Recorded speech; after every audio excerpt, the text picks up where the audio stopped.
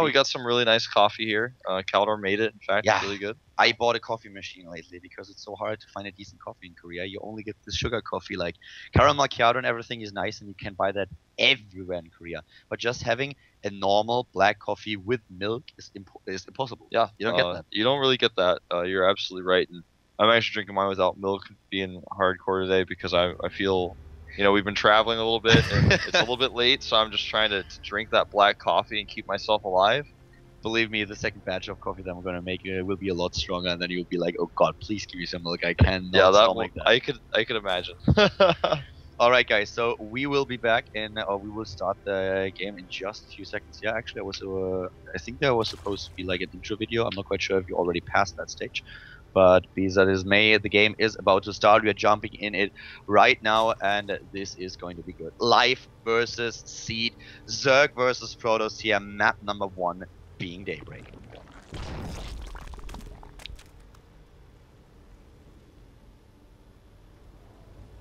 I hope that intro just got launched. Me too.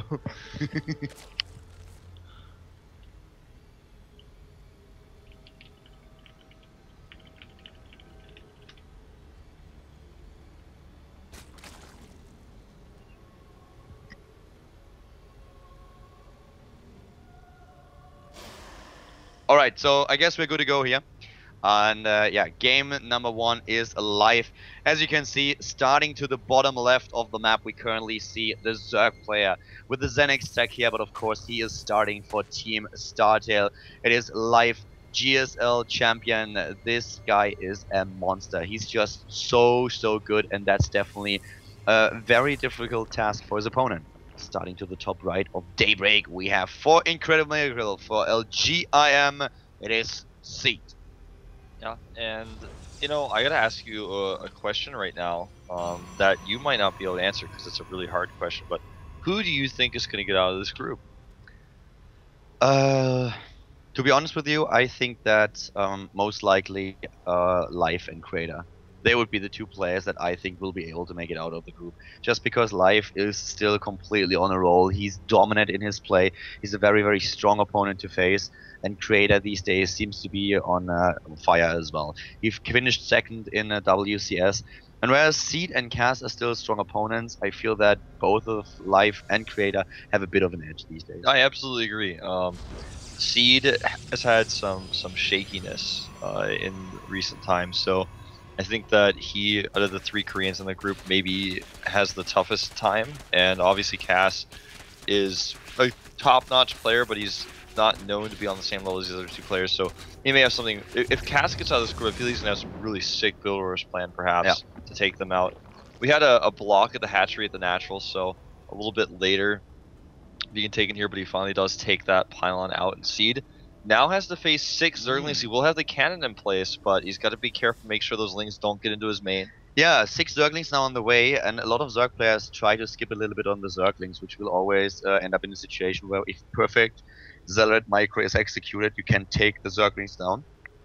With 6 on the other hand, you have always the chance of sneaking into this main base, and we can already see at the natural off Seed there is a probe that is currently trying to block the space. 1 cannon is ready, and Life sees this immediately. He identifies it, and it's like, okay, well, I might be able to sneak 1 or 2 of my units in there, but can I actually do some damage? He's going for it, he's trying, but the probe is ready. Yeah, probe totally ready there. Great reaction time by Seed. Not going to let those lings get in. He cancels the pylon, and we'll start the Cybernetics core to complete the wall off. Great openings here so far from the LGIM Protoss. And we talked a bit about the added pressure at an offline event, and Seed in the GSL studio did not really perform as we expected, but maybe this is exactly what he needs, a tournament where he can just be in his comfort zone, he can be at home at the LGIM house, he can play these games and relax a little bit, no added pressure for him. Maybe that's exactly what he needs in order to just get back into this mode that made him winner or one of the GSLs. Yeah, that's a very good point, because if you can play in an environment that's really good for you and keep consistently doing well there, that's one way you can definitely get back into the right mindset and get your confidence back, if that's really what Seed is lacking. He is going for a Stargate in this Protoss versus Zerg. There's definitely a ton of different opportunities for different builds with the Stargate, but I think we'll see Phoenixes on this map. Yeah, exactly. Especially with the positioning that he has for the Stargate. Usually, what you see most Protoss players do if they want to open with the Void Ray, they kind of position the Stargate a little bit more obvious to the bottom left because they're not afraid to hide it. They want to show it. They want to force a reaction out of their opponent. With a +1 attack upgrade, we could see Void Rays here. It could be a Void Ray timing as well. Seed has a lot of options. Quite often, if you see the Stargate in the position at the top right, it's going to be Phoenixes, but let's see what Seed is going to do here. Yeah. Starts with the Phoenix and of course rallies them right next to the Stargate. He wants to hit with the timing here, wants to hit most likely with 4 so that he can kill a queen with just 1. Yeah, sometimes you see players go out with 3 and the 4th rallies in. And this type of Phoenix play I think is the most popular right now. People were messing around with it back in the day when Stargate openings first became popular in this matchup, but I think people figured out how to do it really well. By the way, Life has done something cool with his gas. He's taken one in the main, and now taking his 3rd one, but he has one at his 3rd base as well. So he's got his gas kind of spread around, and this is kind of cool. It makes it a little bit harder for Seed to scout and react to what's going on. That's so true. I was just about to point out exactly the same thing. This is something we don't see too often. So a nice spread here on the extractors. And at this point, also pretty good creep spread at the 3rd base, which is going to be important depending on what Seed is trying to execute here. We have the additional gates, +1 attack is nearly completed for the Protoss player from LGIM. And you can now see in the main base with the 3 Phoenixes and getting the 4th one, he wants to move out. And funny enough, we have a lot of tech added here for Seed, so he's not fully committing on a Phoenix and a Gateway attack, which would be a little bit weird. Yeah. But he's going for the Twilight Council and for the Robotics Facility right away, so this is a really tough tech tree coming up for Life. There is a Spore Crawler going down at the 3rd base, but he's not going to be able to keep that Queen alive if Seed runs right in there. The creep spread, like you said, being very important in this case, so he can run his queens between 3 bases. Now he's seen the Phoenixes. How is he going to react? The queen actually already being, well, he's not going to go for the queen. He's just going to go for drones instead. An interesting choice by Seed. I did not expect this, but considering the creep spread is so good, I think that was one of the best trades he could have gotten there. Yeah, he takes down 4 of them, kills 4 harvesters, and now he's starting to hunt overlords. But you can see in the main base that Seed is going straight away into the robotic spade tag, which is a little bit, I basically just want to call it old school. It's what you usually try to do with the Stargate. You wanted to force Hydralisks, and then in order to melt them away, you just went for the robotic spade and the Colossi. But these days, most Zerg players don't start with the Hydralisk den against this build anymore. They're like, well, why would I build the Hydralisk? I know exactly what you're trying to do. I would just go for my Infestors. Oh, the Zealot was not in a whole position here. That was really close. He's so lucky there. But this 3rd base is a little bit vulnerable now. There's just a few sentries here, and Life says, you know what, I could try to commit here, but I just don't like that. I want to keep these Lings. I want to have them around for later. I'm already taking my 4th base. I defended your Phoenixes really well. Don't want to waste these units right now, and I really respect his choice. And that's a nice defense. The positioning for Seed is really great here. Did you see how he tucked those units away at the 3rd base? It was really well done. The sentries in the perfect spot to cast a few force fields. Then you have the firepower behind them. That was really well done by Seed. And now this 3rd base will go up, whereas the Phoenixes are still on the hunt. Yeah, he's trying to find something to make something work here. He's going to pick off a few drones. I feel like he's also kind of expecting that maybe he can grab an Infestor popping out and kill it, but instead it's the Infestors that's going to be doing the grabbing. He gets the Phoenixes here. Great chain fungal, and it looks like we're going to see 3 go down. Yeah, he grabs the 3rd. There goes another fungal, and the Phoenix dies. Too many queens, and now with the Spore Crawlers, we won't probably see any air aggression anymore. He only has 1 Phoenix left, and if he doesn't rebuild them very soon, you can, of course, do nothing here, except maybe hunt down another Overlord, but to be honest with you, I can't see any on the minimap that would be a potential target for him. What he's going to use the Phoenix for, it looks like now, is just a scout. He just flies it over those Zerglings. He's trying to make sure he knows exactly what Life is doing. He can also go and check for a 5th base at the top left. Something else about the Spore Crawlers that were made in the main is they can be used later for drop defense if we see Warp Prism harassment from Seed in the late game. That's something he's actually shown in the past and he's pretty good at. And that if this game goes late, I think we'll see no matter what. And we have a lot of tech coming out for Seed now. Life starts with the Spire here. He wants to have the option to get a few Corruptors as soon as the Colossi pop out. And speaking about Colossi, we have range now being upgraded. We have charge coming up, +3 attack after the second attack upgrade was completed. So a lot of tech here for Seed, and he has a really strong economy on 3 bases. Life tries to get a 4th. He actually has the 4th in towards the middle of the map already. But this is now a situation where Life is trying to hit a bit of timing. This is a great timing for him here with these Investors, and if he grabs these units, it'd be great for him. Oh my god! Perfect fungal. Yeah, the force fields are good here to deny the Lings, but they can't stop the infested Terrans. This entire Frost army here is going to die, but he still has those very strong Colossi to back them up. Ouch. You can't get a better fungal than this. That was insanely good for life. Yeah, he kills the sentries, he really reduced the hit points on the zealots, he kills everything in there. Of course, the infested Terrans also helping out quite a bit, but that was quite something. He just didn't see those infestors coming. Yeah, he had no idea they were coming. It was a great little attack there by Life. And Seed got a faster charge zealot upgrade because he's seen that Life is really messing around with a lot of Lings here. He wants to get +3 out for those zealots as soon as possible. And I like that he's going for a zealot heavy composition here, but because he was so zealot heavy when he got fungal, he couldn't move, he couldn't fight, and that was a great engagement for Life, but he does have to be very careful about this counter pressure. That's why he's making 6 spine crawlers right now. He's getting Overlord drops and speed right now. He's getting actually a lot of upgrades. Overlord drop, speed, roach speed, +2/+2 for his ground units, specifically the Zerglings, and a lot of infestors. We have him at 14 infestors already, and this is kind of Zerg heaven what we have coming up here. Seed has to really, I don't know, this 4th base, if you really can defend it, we'll see the Zerglings running into the 3rd right now, though. Zealot to do damage. Not quite in the right spot, but with this Warpin, he should be able to defend +3, not just done yet. Another wave of Lings goes into the natural as well, but it's found and chased down by Seed, and Seed will actually take a supply lead very briefly here until those Corruptors got started. Now all these upgrades are finishing up for Life. How is he going to use them? It's really tough to use Overlord drops in this situation where you don't really have your opponent moving out of the map, so if you try to drop him, his army's going to be close enough to home to defend.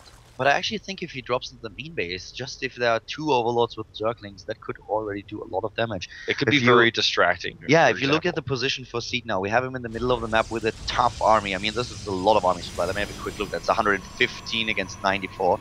But if those Overlords suddenly hit the main base, where we see now 2 additional pylons being built, but not a single cannon, he could lose some tech. Yeah, for example, the Fleet Beacon that he's starting right now. And we're going to see a bigger drop than we even imagined. It looks like he's going to have 7 Overlords filled with Lings, a few extra Overlords as well, but the Zealot sees it. Perfect time here for the Zealots to move in. They see the Overlords, and now, of course, the army is in retreat immediately. Yeah, a few seconds lost here for Life. But yeah, this is not the subtle drop that I expected. This is him really going all out. Yeah, very much so. And this is going to be an okay trade, even if he loses everything, because his opponent doesn't have the economy just yet with that 4th base. And this is not going to be a good trade for Life, but he frees up supply to make other units. Yeah, most of those Zerglings just don't do a lot of damage. He's using the whole position key now to do a bit more. At the bottom, we have the main engagement with nice Fungals and the Corruptors darting in, taking down Colossus after Colossus. The Stalker's also under a bit of pressure, especially since there was a lot of backup. But now Life has to back off. He needs a Fungal. Yeah, he's losing a few of his infestors here. Yeah, I feel like he wanted to wait for the spine crawlers and save the infestor energy, but losing a few infestors as a result. Seed, even though he lost a lot of supply in that engagement, he still has this very scary army. The Corruptors have to be oh so careful because he needs those later on, not only for the Colossi, but more importantly for those Broodlords. Uh-oh, gotta be careful to blink forward here, but the infestors are trying to get on that high ground. And one thing I'm really impressed with, we don't see too often these days from Korean Zergs in this matchup, is the creep spread from Life is insanely good in all directions. Yeah, usually, especially in this matchup, you have most Zerg players skimping on the creep tumors. This is something that Life completely does not do. This is more Scarlet-like what he's executing here, and I really like it. Top left now with the 5th base, even it was under attack with a few Zealots, but still goes strong. And look at just this bank for Life. It's not just that he's going into he completed Hive, he's going into Greater Spire, he's getting all these upgrades, but it's just the bank that you already worked on. And he's going to move in here and try to find an angle of attack against all these spines, and Life with some preemptive infested Terrans to try to buy time. Now the Corruptors come in. There's a lot of spines here, but Seed's army is very big. There's a lot for Seed and a lot of firepower. His army supply is actually at 106 against 85. 20 army supply had blinks in with the Stalkers. A little bit maybe overdoing it here, but on the other hand, he loses Stalkers against the Spine Crawlers. It's most worth it though with all the infestors that he was getting so many infestors there, and he just barely does not have enough to punch through. And that bank that you talked about just really comes into play now as Life is able to remax instantly. Seed down about 50 supply right now. Another drop in the main base killed actually that Nexus during all of this. And if you consider all the damage that's been done by Life in this game, Seed really needs time right now, and this is something these Zealots are going to buy. He wants to kill some drones here, and he may want to target that hatchery later on. I would love to see just one War Prism from Seed with all the gateways he's built, with the heavy upgrades he has, and since Life has really skipped spine crawlers to the north at that base, he might be able to warp in 6 or 7 Zealots and just kill it right off. Another drop attempt here at the left of Seed's main base, and already earlier we saw the second drop coming in and do damage, whereas the main engagement at the bottom left started. But this is now a situation where Life can just try to put Seed in this awkward spot where he has to make a choice, either retreat with his army and defend his base or go for a bit of a trade. So this is very, very difficult for the LGIM player. And Wolfis is so right when he mentions Seed's positioning here. It's actually really brilliant. Another attack now at the bottom right, denying this base, but at the same time he's attacking the main. And even though there are 3 cannons, I do not think this is going to be enough. Definitely not going to be enough. Not with this amount of roaches, the firepower that he has there. Zealots warping in to defend. The mothership actually is out, but it's not too useful until it gets up here. If he actually had the mothership, he could cloak these buildings, but it's not there yet. And he's losing a decent amount here, but Life is just trading so well because he's building that bank. You know, he's got the Broodlords coming up behind this. This is not an attack where he's like, alright, I'm just going to try to win the game. He's just going to pick off another Nexus. And losing these roaches for trading against Zealots is totally fine for him with the bank he's built. He's just getting more and more Broodlords out, building that Zerg death ball. Interestingly enough, we have the bottom right, though, the base still available for Seed, so he was able to save this. He's going now for this additional Nexus. And to the top left, still those Zealots that try to do damage and snipe the hatch. Maybe they're able to do it. He gets it. Wow, that was close. Really well done. Such a clutch timing. And that's really important because he needs that gas. And that's why he dumps 5 spine crawlers down, because he has the minerals to afford that, but he needs the gas, so it's definitely worth the trade there. And even though Seed has taken some pretty massive losses, taking out that economy there and then defending the drop decently well is actually putting him in a position where now he can actually secure the space to the south and start to build up that army again. I think this game may actually come down to what the very late game PvZ often does, which is the Archon toilet. Yeah. Can he get that Vortex off on the Broodlords? That shitty feeling for a Zerg player when you're suddenly trapped with all your Broodlords and the Archons move in. The Archon toilet is what Seed is relying on now. If you're up against Broodlords, what you usually do is either you go into the mothership and hope for the Archon toilet, or you're trying to get War Prism speed and War Prisms to be a little bit more mobile and open up several flanks against the Zerg. And this is really a back and forth game. If you look at the resources lost, we have the Seed in with a lot more efficient army style. But for Life, all these spine crawlers and spore crawlers are going to help him out so much. Nice storms here, though. Yeah, the storm's hitting a lot of these Broodlords, getting them a little bit lower on hit points. That means the Archons, even if he doesn't get very many in there, are going to have a better time. That one Archon, though, did not have a good time under those spine crawlers. And Life, I feel, he's just holding his own here. He's doing a great job of pushing this mothership back. He needs to split his Broodlords, though, because that is that one scary moment. Even if you have spine crawler support with Infestors, if your Broodlords die, it doesn't matter if the Archons do, because those can be remade pretty easy. And look at that. He's going to send the Archons right in. It is toilet time. He moves in, and look at this. Now the blink forward. Now that's only half the army, and he's starting to snipe the Broodlords. The Archons are already in the vortex, and let's see if Life gets out alive here. Seed now with the supply down to 130, and yes, this doesn't look like he will be able to. Yeah, he just doesn't have enough DPS with those Archons, and the spine crawlers finish everything off. And Seed, even having that good position, Life just didn't care. He was like, yeah, you can Vortex my Broodlords, that's fine, because they're gonna live. My spine crawlers are actually almost in range of your Nexus. Yeah, that's definitely the case. I mean, he edged so far forward with the creep, he cannot just reposition his spine crawlers. The Broodlords are taking their shot now, and the Stalker count is just dropping. He's down to 8 now, and that's just not a lot of fun here that he can use to manage those Broodlords. Yep, the Nexus is going to fall here, and Seed does not have the economy to actually stay in this game anymore. He's going to have to type GG. He's trying to get some Storms off here, but look at the control of Life. He even dodges the Storm. Life is now 60 supply up. He still has all these bases. He was able to take down the 4th in the middle of the map for his opponent. Seed now on 4 bases, Life on 5 with a bang. Seed is desperately trying to get this mothership back, but the big issue is he does not have the time. Life will not allow him to get this mothership. Yeah, he's not going to let him do it, and the mothership is even cancelled. He starts 4 High Templar instead of 6 High Templar. But without a mothership, the Archons cannot actually kill those Broodlords. It's not possible. Not with good micro, not with good control, and that's already what we're seeing from Life here. Yeah, Life is doing a great job, and Seed is now in a position where it's very difficult for him to turn things around. We have a blue world count of 10, 11 infestors.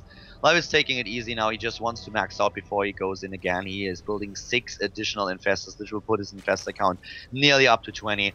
And of course, for Seed on the other hand, we have a army that is mainly concentrating on Archons and Stalkers.